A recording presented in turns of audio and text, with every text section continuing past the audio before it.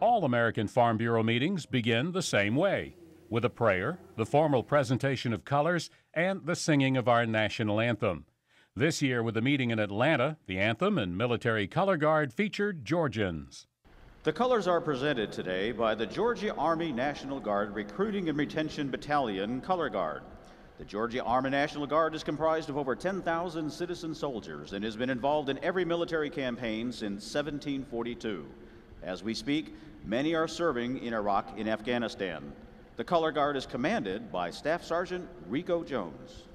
A Georgia girl, Kirsten Underwood, the North American Country Music Association's most promising new entertainer for 2010, sang our national anthem. And the home of the brave.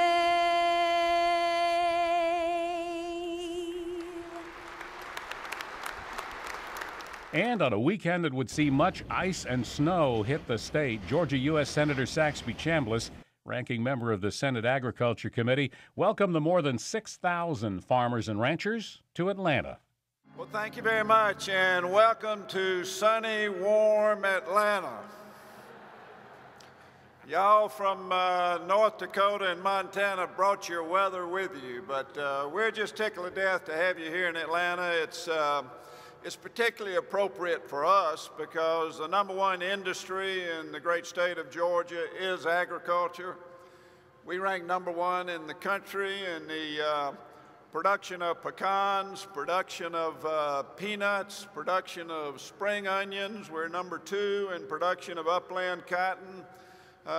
We're very proud of agriculture in our state, and your being here, particularly at this important time in the history of our country and with the difficult time that we're having in our country, is very appropriate.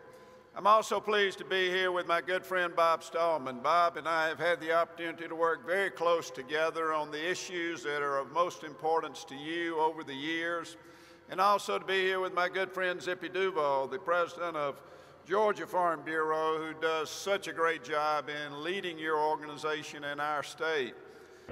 After the arrival of Georgia Army National Color Guard and our own Kirsten Underwood singing the national anthem, AFBF President Bob Stallman gave his annual report to those in attendance. Our strong agricultural sector is setting the pace for a broad national economic recovery, and that is only part of the story.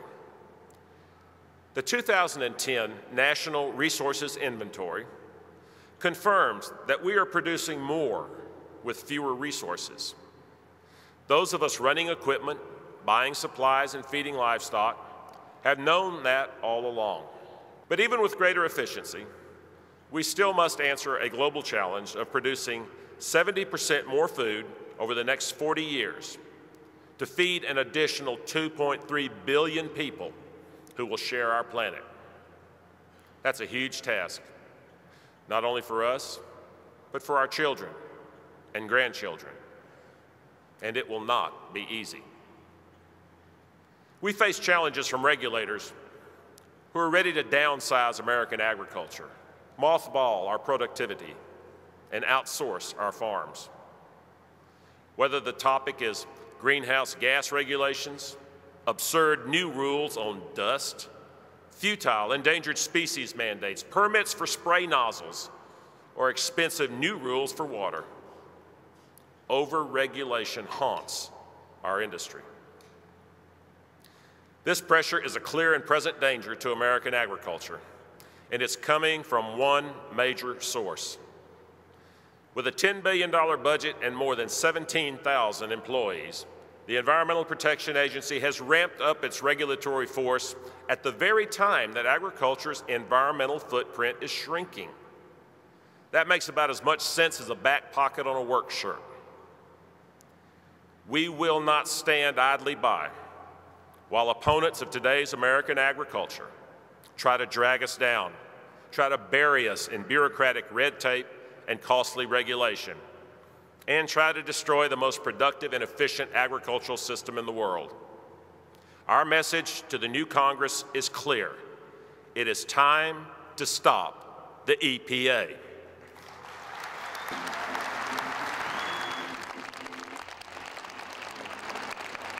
Now this year, instead of a standard AFB trade show, Ag Connect was at the World Congress Center at the same time as the American Farm Bureau meeting. It was a big draw for the convention. Well, we've got more to come on the show, but we also have some stories coming up for you next week from this 92nd Annual American Farm Bureau Convention, including an expanded one from this trade show.